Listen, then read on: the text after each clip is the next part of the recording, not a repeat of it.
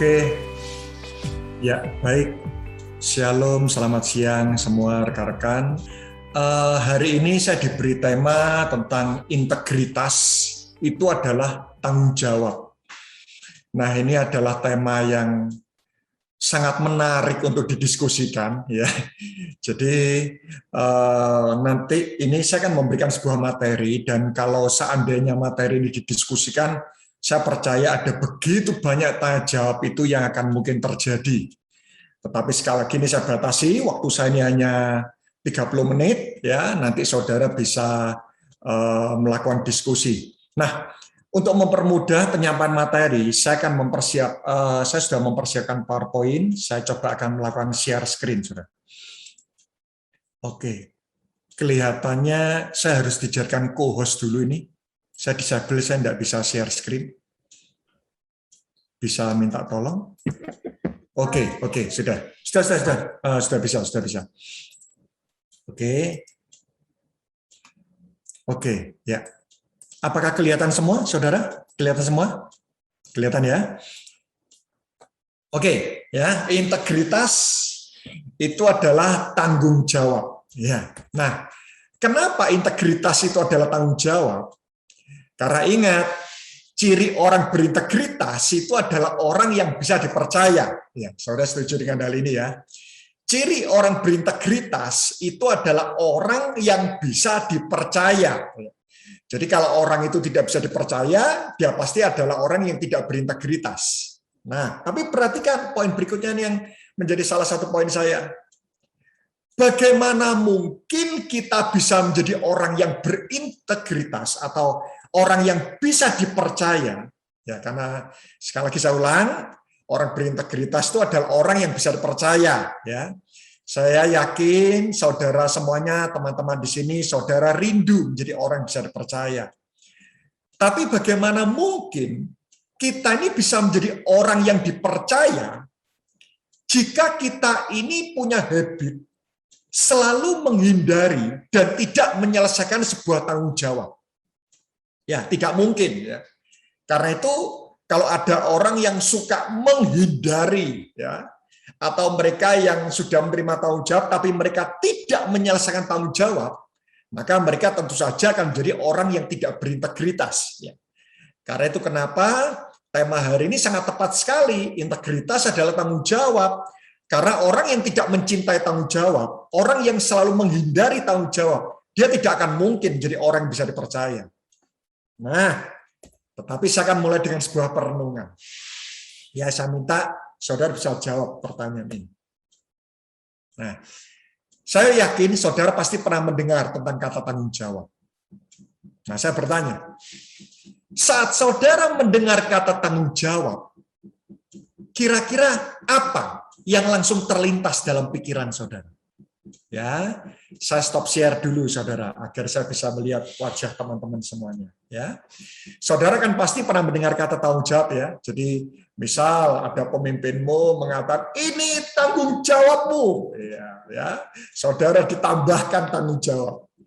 Kira-kira waktu saudara mendengar kata tanggung jawab, kira-kira hal apa yang terlintas dalam pikiran saudara? Bisa tolong jawab teman-teman? Ya, bisa melalui chatting, bisa langsung jawab melalui audio. Silakan.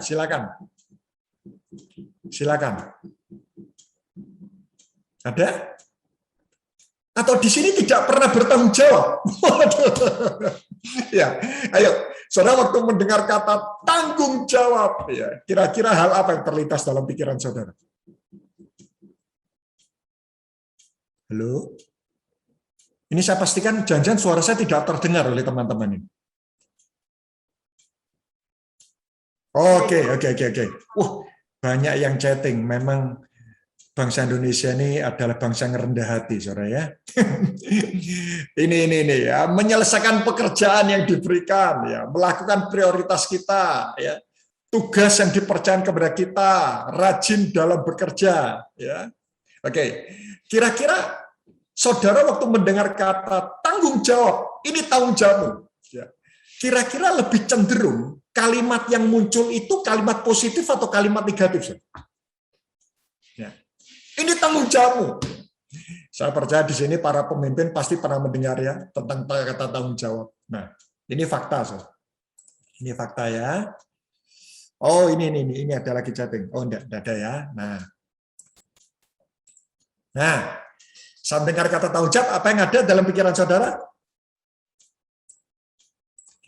Nah, seringkali banyak orang memiliki cara pandang negatif tentang tanggung jawab. Ya, saya banyak menemukan anak muda pada waktu dia mendengar kata tanggung jawab, ya, ini hasil survei saya. Beban. Tadi kan dikatakan tugas yang harus dikerjakan. Ya. Berat, dituntut komitmen, bayar harga, terus apa lagi ini? Susah, sulit. Ya. Saya jarang sekali menemukan ada orang waktu mendengar kata tanggung jawab, ya, dia muncul sebuah kalimat yang positif dalam pikiran mereka. Itu jarang sekali. Ya. Apalagi hari-hari ini saya menemukan ada banyak orang-orang yang suka menghindari tentang tanggung jawab. Nah, perhatikan, saudara. Perhatikan ini. Kenapa awal-awal saya bertanya apa yang ada dalam pikiran saudara waktu saudara mendengar kata tanggung jawab? Karena ini, perhatikan. Cara pandang itu selalu menentukan respon. Ya. Cara pandang kita terhadap segala sesuatu itu selalu menentukan respon kita. Contoh. Karena kebetulan yang mengontak saya ini adalah Nana, misalnya. Misal saya punya cara pandang yang salah terhadap Nana. Apakah mungkin respon saya baik? Tidak mungkin. Cara pandang itu selalu menentukan respon. Respon itu selalu menentukan kualitas hidup. Kalau respon kita salah, kualitas hidup kita pasti akan mengalami penurunan. Karena itu kenapa kalau kita ini rindu, kita ingin punya kualitas hidup yang baik, maka semua tergantung dari cara pandang kita. Bisa bayangkan ya, setiap detik kehidupan kita itu berhubungan dengan tanggung jawab. Bahkan saya mengatakan aroma kehidupan kita itu adalah aroma tanggung jawab. Berarti kalau cara pandang kita terhadap tanggung jawab itu salah, respon kita salah. Kalau respon kita salah, pasti kualitas hidup kita pasti akan mengalami penurunan. Nah, hari ini, saya ingin menyampaikan sebuah prinsip ini. Tanggung jawab itu adalah kado yang Tuhan berikan dalam hidup kita. Karena itu kenapa, saudara, sekali lagi kalau saudara ingin menjadi orang berintegritas, coba sebutkan siapa orang berintegritas dalam kehidupan ini yang saudara tahu. Pak Ahok, apakah berintegritas? Iya. Tidak menutup mata, Pak Ahok berintegritas. Tetapi kita bisa melihat integritas Pak Ahok salah satunya dari mana? Pada waktu dia menerima tanggung jawab. Presiden kita Jokowi, apakah berintegritas? Iya. Kapan itu kita bisa lihat dia berintegritas? Pada waktu dia berani menerima tanggung jawab. Karena itu kenapa jika ada satu orang atau ada seorang anak muda dia suka menghindari tanggung jawab, maka integritasmu tidak akan pernah terbukti. Sekali lagi, saudara, saya rindu. Hari ini goal saya satu. Saya ingin menunjukkan bahwa tanggung jawab itu adalah kado yang Tuhan berikan dalam hidup kita.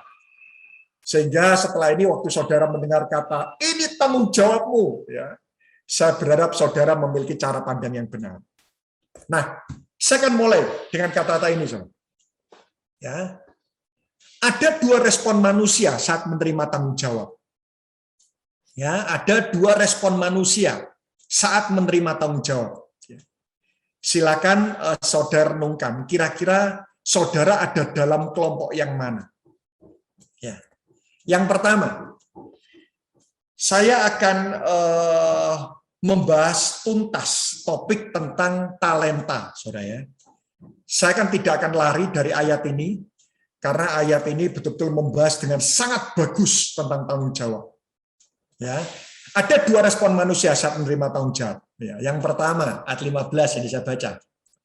Yang seorang diberikan 5 talenta, yang seorang lagi 2, dan yang seorang lain lagi 1. Masing-masing menurut kesanggupannya, lalu ia berangkat. Perhatikan ayat 16. Segera pergilah hamba yang menerima 5 talenta itu. Ia menjalankan uang itu dan memperoleh laba 5 talenta. Garis bawahi kata-kata segera pergilah. Respon pertama, manusia saat menerima tanggung jawab. Ini kelompok yang pertama. bersemangat dan antusias. Ya. Saya percaya para pemimpin di tempat ini sangat suka bertemu dengan orang-orang yang antusias. Ya. Sangat suka bertemu dengan orang-orang yang bersemangat. Respon pertama ini bersemangat dan antusias. Diberitahu jawab, jawabannya, oh yes, terima kasih. Kenapa semangat dan antusias itu penting? Nah, saya melihat di sini sudah ada beberapa orang yang senyum-senyum, ya. Nah, senyum ini kelihatannya perenungan pribadi, saudara. Nah, ya, kira-kira saudara waktu terima tanggung jawab bagaimana respon saudara? Ya. Saudara jadi pemimpin cool, saudara yang jadi mentor, ya. Saudara yang misal ditunjuk sharing, ya. Bagaimana respon saudara? Kenapa semangat dan antusias itu penting, saudara? Perhatikan ini. Karena orang yang bersemangat dan antusias itu memenangkan 40% pertandingan. Ya. Orang itu waktu dia terima tanggung jawab, dia itu bersemangat dan antusias. Orang itu sudah memenangkan 40% pertandingan. Karena antusias itu selalu melahirkan kreativitas, selalu melahirkan kekuatan, keyakinan, dan ketahanan. Itu selalu. Contoh, ya. Contoh, masih ingat masa-masa di mana ini buat saudara yang sudah yang pernah punya pacar, ya, yang pernah punya pacar. Ya. Kira-kira pada waktu pacar Anda itu telepon Anda, kok tolong jemput, gitu ya. Tapi di sini banjir. Bagaimana kok? Kalau memang kamu tidak bisa, ya tidak apa-apa. Wah, namanya orang ya pacaran cinta pertama, semangat antusias itu ada. Meskipun mendengar fakta banjir, jawabannya, oh enggak kok, enggak banjir, becek. Nah, gitu kan ya. Nah, padahal banjir, dorong sepeda motor itu enggak masalah. Heran ya. Orang itu kalau semangat antusias, itu punya ketahanan. Dia itu punya apa? Kreativitas untuk melakukan segala sesuatu. Ya. Saudara yang pernah skripsi, ada yang di sini pernah dredeg waktu skripsi? Oh, itu pasti kehilangan hikmat itu. Ya. Orang itu kalau dredeg itu pasti kehilangan hikmat itu. Saudara ada yang mau berkhotbah terus dredeg, wah itu hikmat semua hilang sudah. Nah, karena itu percaya lagi nih, orang yang semangat, antusias itu pasti kreativitas, kekuatan, keyakinan, ketahanan itu pasti akan mengalir. Ya. Itu respon pertama. Respon kedua, ini datanglah juga abang menerima satu talenta dan berkata, Tuhan, aku tahu bahwa Tuhan adalah manusia yang kejam, menuai di tempat di mana Tuhan tidak menabur, dan memungut dari tempat di mana Tuhan tidak menanam. Perhatikan ini. Ini kelompok yang kedua, orang menerima tanggung jawab. Karena itu aku pertama takut. Dan yang kedua, malas pergi menyembunyikan talenta Tuhan itu di dalam tanah. Terimalah kepunyaan Tuhan. Nah, lihat respon yang kedua. Takut dan malas. Ya. Oke, kelihatannya ada yang mencoret ini. Nah, respon kedua itu adalah takut dan malas. Nah, kalau boleh saya bertanya dulu deh. Oke ya. Siapa yang di sini pernah takut menerima tanggung jawab? Ada enggak? Bisa tahu lambaikan tangan? Yang open video? Ada? Oke. Yang tidak pernah takut menerima tanggung jawab? Ada? Ada? Oke, saya survei. Ini saya lihat ada nama John Susanto. Ya. John, boleh open audio? Ya, Pak. Oke ya. Pernah takut menerima tanggung jawab, John? Ya, sering. Sering ya. Oke, saya bertanya ya. Kanton bertanya. Kenapa? Waktu itu takut terima tanggung jawab itu kenapa? Kalau boleh tahu. Apa? Ketakutannya itu ketakutan apa? Sebenarnya bukan takut nggak sanggup sih, cuman ngerasa belum layak gitulah untuk dapat tanggung jawab ini gitu. Merasa belum layak itu karena bebannya terlampau berat atau bagaimana? Gimana ya? Anggap aja ini atau kasusnya, tanggung jawab itu terlalu suci, seperti itu maksudnya? Iya gitu. Oh, tanggung jawab itu terlalu mulia seperti itu ya. Iya. Oke. Siapa lagi tadi saya melihat ada Denny Pratwita. Oke, ya. Pernah takut menerima tanggung jawab, Denny? Pernah, Pak. Pernah ya, Pak, panggil Kak Anton aja deh ya biar enak. Nah, Oke, Kak Anton. kenapa? Waktu itu takut terima tanggung jawab, kenapa? Takut terima tanggung jawabnya mungkin di-compare sama kemampuan. Jadi kayak kurang pede gitu sih, Pak. Kak. Kurang pede ya. Ya. Tidak yakin bisa menyelesaikan dengan baik. Apakah betul seperti itu kesimpulannya? Bisa jadi. Oke. Bisa jadi ya. Oke, satu lagi. Mulai tadi cowok, yang cewek. Ini ada Sherlyn Kristi Sutanto ya. Oke. Pernah takut terima tanggung jawab? Pernah. Kenapa? Waktu itu takut kenapa? Mungkin alasannya tadi mirip sih sama yang Kodani. Jadi kayak merasa belum punya kapasitas yang cukup untuk nyelesain tanggung jawabnya. Jadi kayak kurang pede sama diri sendiri untuk terima. Oke. Sekarang saya bertanya. Saya bertanya kepada saudara semuanya ya. Menurut saudara, kita itu harusnya menerima tanggung jawab yang maksimal seimbang dengan kekuatan kita, atau maksimal melebihi kemampuan kita. Renungkan sejenak, pertimbangkan dulu sebelum menjawab sungguh-sungguh. Ya, tadi kan saya bertanya, ya, kenapa Anda takut? Tidak pede bisa menyelesaikan. Berarti bisa dikatakan tanggung jawab yang Anda terima itu mungkin melebihi kemampuan Anda, gitu ya. Karena itu kenapa saya bertanya hari ini. Kira-kira kita ini yang benar waktu menerima tanggung jawab, besar tanggung jawab itu maksimal sebatas kemampuan kita atau maksimal melebihi kemampuan kita? Mana yang lebih benar? Yang pertama atau yang kedua?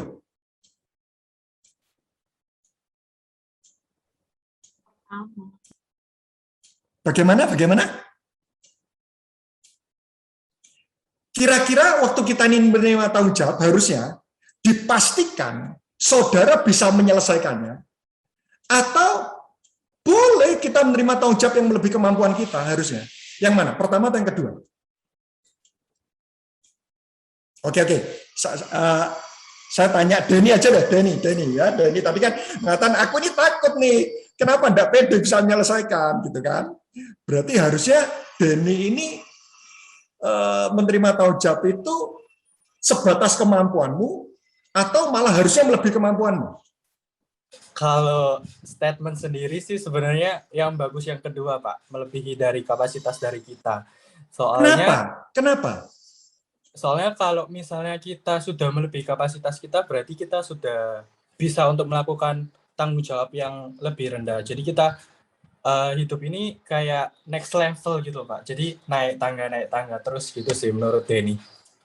Nah, perhatikan. Ini poin penting, saudara. Ini poin penting.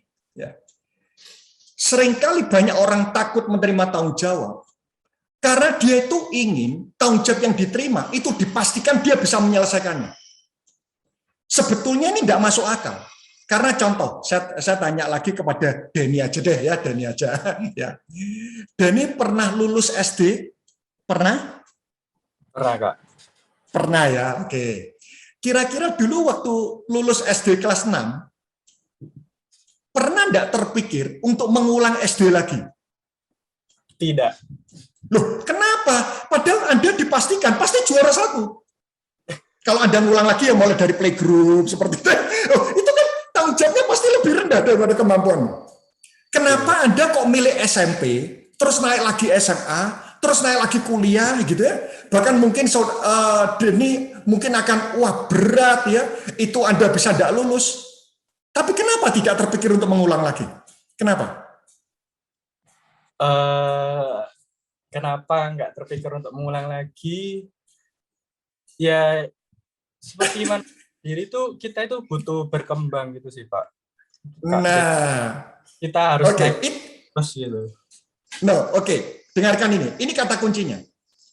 Manusia yang normal itu selalu mau menerima tanggung jawab yang melebihi kemampuannya.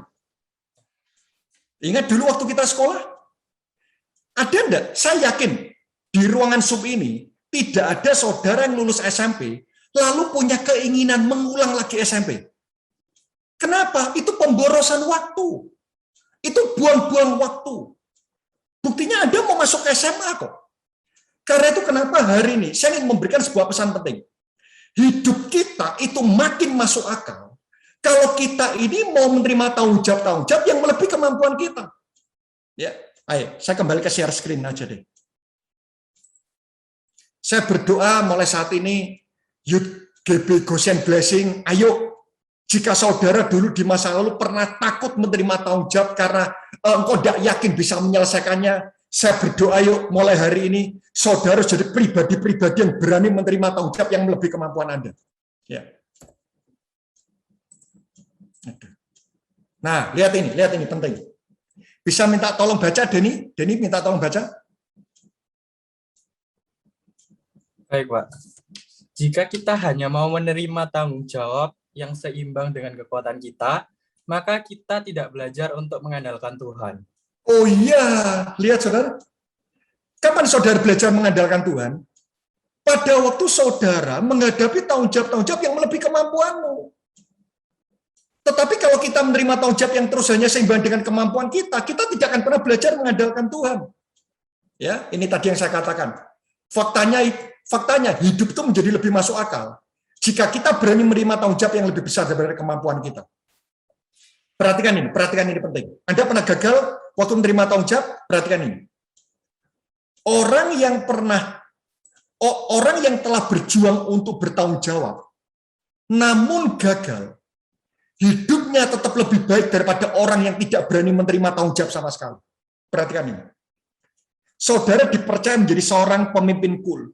Ya. Saudara berani terima tanggung jawab itu. Mungkin saudara gagal di dalam pengertian atau tuntutan pemimpin. Tapi saya yakin hidup saudara lebih baik daripada orang-orang yang tidak berani menerima tanggung jawab sama sekali. Ya. Perhatikan ini. Hasil dari kegagalan itu membuat kita makin cerdas. Ya. Karena itu saya berdoa sekali lagi buat Youth GBI Goshen Blessing, ayo dong. Jangan hanya mau menerima tanggung jawab yang seimbang dengan kekuatanmu. Justru kalau kita ingin bertumbuh dan berkembang, perhatikan tadi kesimpulan yang Denny katakan. Kita harus berani menerima tanggung jawab yang lebih kemampuan kita. Nah, saya akan masuk. Aduh, waktunya cepat sekali ini. Ya. Saya akan masuk cara pandang Tuhan tentang tanggung jawab. Ya, ini saya percepat. Ya. Goal saya hari ini satu deh. Ya. Sekali lagi, goal saya satu hari ini. Waktu saudara mendengar kata tanggung jawab, saudara sangat antusias sekali dan tidak ada sedikit pun kalimat negatif yang terpikir dalam pikiran saudara. Ya. Yang pertama, kenapa saya antusias dengan yang namanya tanggung jawab? Ya. Karena tanggung jawab kita itu akan menjadi kemampuan kita. Tanggung jawab akan jadi kemampuanmu. Perhatikan ini. Ya, saya tidak perlu membaca deh. Ya. Di sini dikatakan ada 3 hamba, yang pertama diberi 5 talenta, yang kedua diberi 2 talenta, yang ketiga diberi 1 talenta. Saya bertanya kepada siapa ini? Michael SBY, ya, Michael SBY. Ya. Ya, Kak. Wah, ngeri. Namanya sangat berbobot sekali gitu ya. Michael, pernah baca perumpamaan ini? Hamba yang punya 5 talenta, 2 talenta sama 1 talenta? Pernah ya? Oke. Menurut Michael, jumlah 521 itu yang menentukan siapa? Tuhan atau hamba itu? Hambanya. Hamba itu? Iya. Hamba itu yang menentukan 5, 2, dan 1? Iya. Oke. Kenapa Michael mengatakan hal seperti itu? Karena diri kita yang menentukan kesanggupannya gitu loh. Oke, ya. Benar.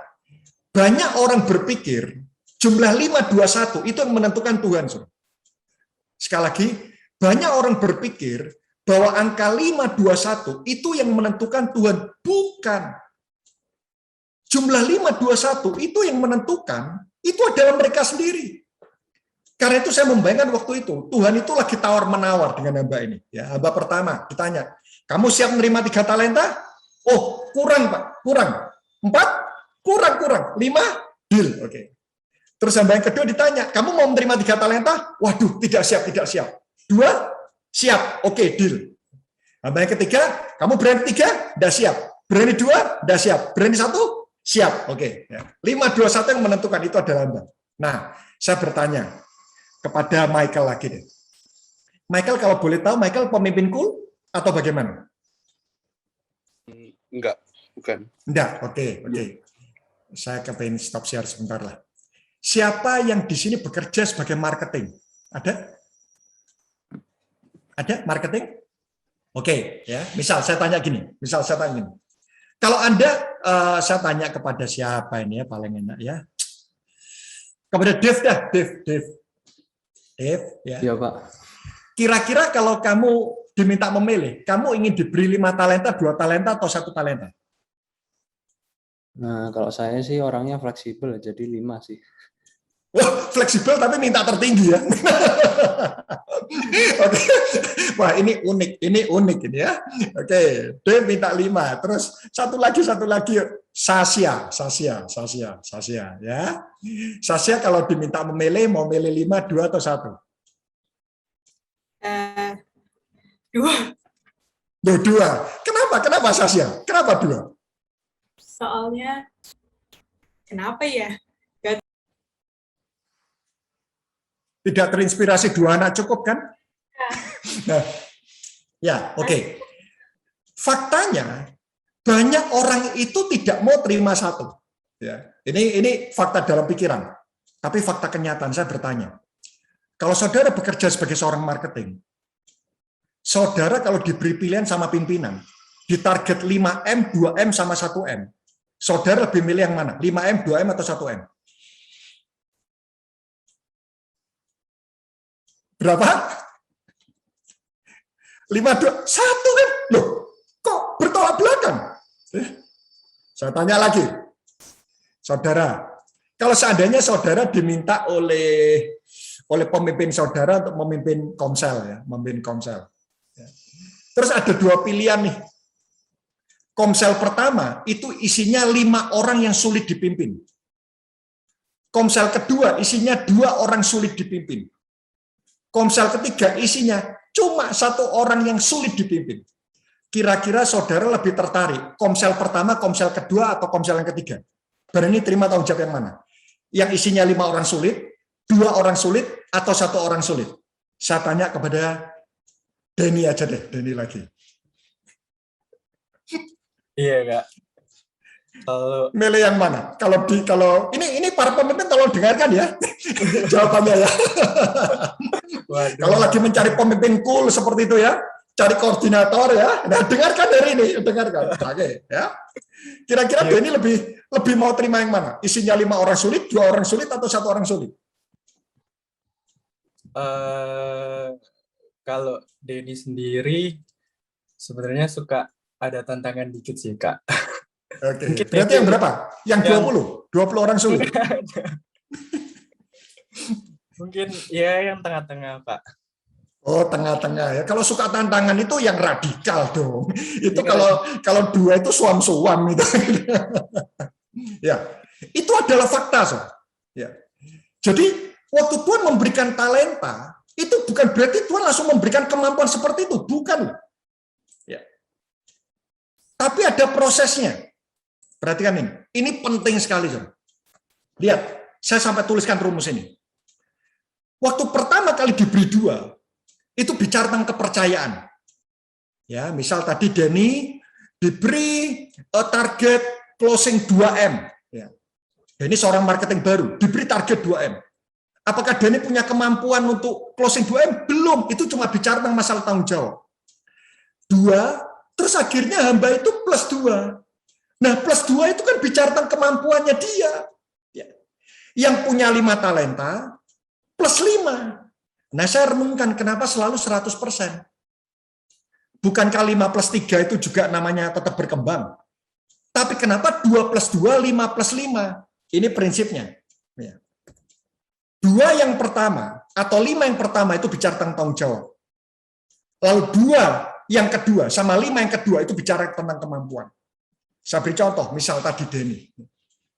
Denny diberi tanggung jawab memimpin komsel yang isinya 5 orang sulit. Pertama kali engkau mungkin bertanya sama pemimpinmu, waduh ini berat, boleh tidak saya milih yang 2? Tidak, kamu kuberi 5. Ya, isinya 5 orang sulit. Awalnya Denny ini tidak punya kemampuan seperti itu. Tapi saat Denny bertanggung jawab, akhirnya Denny berhasil mimpin 5 orang sulit. Begitu pula saudara menjadi seorang marketing, mungkin gajinya sama. Tapi saudara diberi target 5M, teman saudara diberi target 2M. Tidak perlu iri. Seringkali ada orang Kristen iri. Oh, bosku tidak adil. Aku diberi target 5M, dia diberi target 2M. Kenapa kok berbeda? Jangan iri. Semakin besar tanggung jawabnya, semakin besar kemampuan yang akan Tuhan tingkatkan dalam kehidupanmu. Itulah yang membuat seharusnya kita ini antusias terima tanggung jawab. Tanggung jawab akan jadi kemampuanmu. Nah ini perhatikan ini. Permasalahannya, banyak orang di-upgrade kemampuannya, tapi dia tidak mau bertanggung jawab. Karena itu buat teman-teman, jika saudara tiba-tiba diberi kesempatan untuk memimpin kelompok sel misal, wah sulit, sulit. Bersyukur kalau kau diberi kesempatan terima tanggung jawab yang melebihi kemampuanmu. Memang awalnya sulit, tapi percayalah manusia itu adalah pribadi yang paling hebat beradaptasi. Lama-lama kemampuanmu akan meningkat juga sejauh tanggung jawab yang Tuhan berikan dalam hidupmu. Ya, banyak orang ingin di-upgrade kemampuannya tapi tidak mau bertanggung jawab. Nah, dengar ini. Tanggung jawab itu adalah cara Tuhan paling efektif untuk meningkatkan kemampuan kita. Kenapa? Karena dikerjakan secara rutin dan terus-menerus. Mau kemampuanmu meningkat? Satu kuncinya. Cara Tuhan paling efektif itu adalah melalui pemberian tanggung jawab. Sudah, saya tidak perlu membaca kisah ini deh. Saudara pasti tahu tentang bagaimana Daud itu menggembalakan singa dan beruang. Salah, kok Daud menggembalakan singa beruang?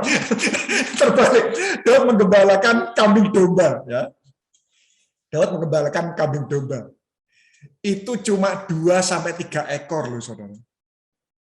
Itu remeh sekali. Mungkin saudara ada yang di sini diberi kepercayaan memimpin kelompok sel itu cuma 2-3 orang. Tapi tolong jangan remehkan arti sebuah tanggung jawab. Karena Daud setia terhadap 2-3 ekor saja. Tuhan itu paling tidak tahan untuk tidak meningkatkan kemampuan orang-orang bertanggung jawab. Hanya menjaga 2-3 ekor kambing domba, tiba-tiba Tuhan berikan pelatihan singa dan beruang. Kenapa Daud bisa terlatih melawan singa dan beruang? Itu bermula dari hatinya ingin bertanggung jawab atas cuma 2-3 ekor kambing domba. Dan tiba-tiba melalui 2-3 ekor kambing domba, Tuhan memberikan sebuah lompatan kemampuan pada diri Daud, dan akhirnya Daud bisa mengalahkan Goliat. Teman-teman, mungkin hari-hari ini engkau menerima tanggung jawab yang terlihat, itu kelihatannya remeh di hadapan manusia.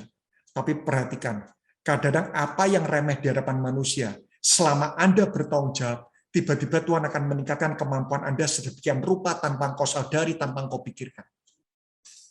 Gara-gara kambing, domba, akhirnya Daud bisa terlatih dan menjadi jenderal TNI-nya Saul. Ya, waktu saya sudah habis, saudara. Ya, saudara catat poin-poinnya aja deh. Ini aja, poin-poinnya 3 poin ini aja deh, karena saya tidak sempat membahas semuanya. Cara pandang Tuhan tentang tanggung jawab. Ya. Yang pertama, tanggung jawab kita akan menjadi kemampuan kita. Ya.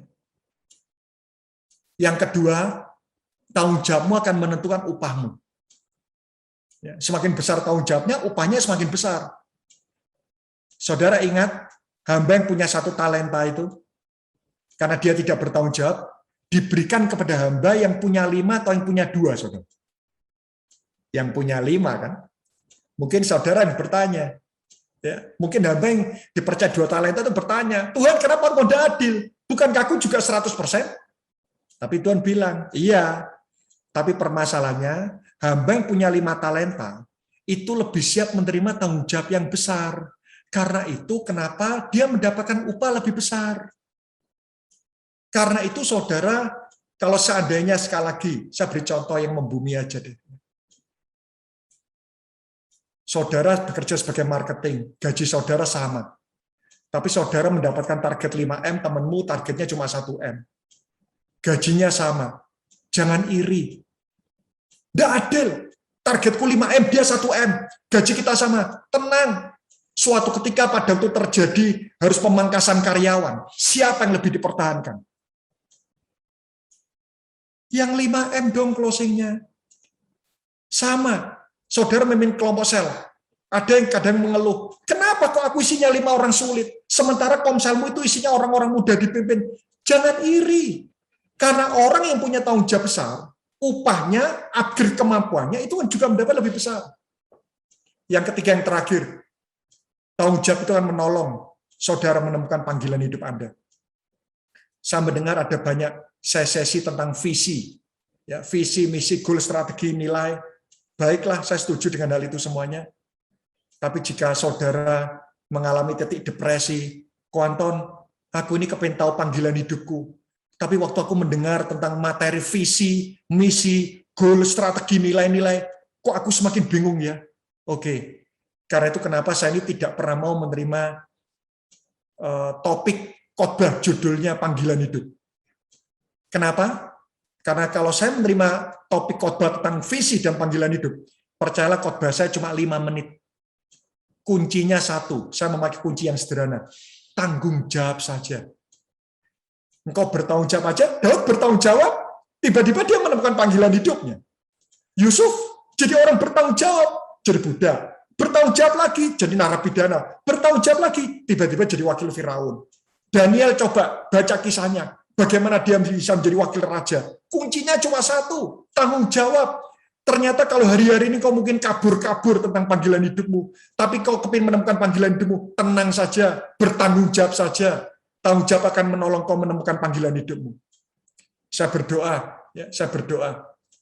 3 poin ini akan membuat saudara ini berani untuk menerima tanggung jawab. Ya, bukan cuma berani, selesai tanggung jawab, dan saudara jadi orang berintegritas. Mari kita berdoa. Kami berterima kasih buat siang hari ini Tuhan. Ada 1 poin penting yang Tuhan ingin sampaikan kepada setiap kami semua sebagai anak muda di GBI Goshen Blessing, sebagai orang percaya, sebagai umat yang dipercaya oleh Tuhan. Bahwa ternyata seringkali Tuhan itu rindu meningkatkan kemampuan kami. Ya, tentang mimpi itu sama dengan keinginan kami. Kami kepingin kemampuan kami ini di-upgrade. Tetapi seringkali kami ini punya kerinduan, tapi kami tidak punya kekuatan untuk mengaplikasikannya. Dan hari ini ternyata Engkau membukakan kepada kami bahwa ternyata cara Tuhan yang paling efektif, yang paling natural meningkatkan kemampuan kami, itu ternyata melalui tanggung jawab.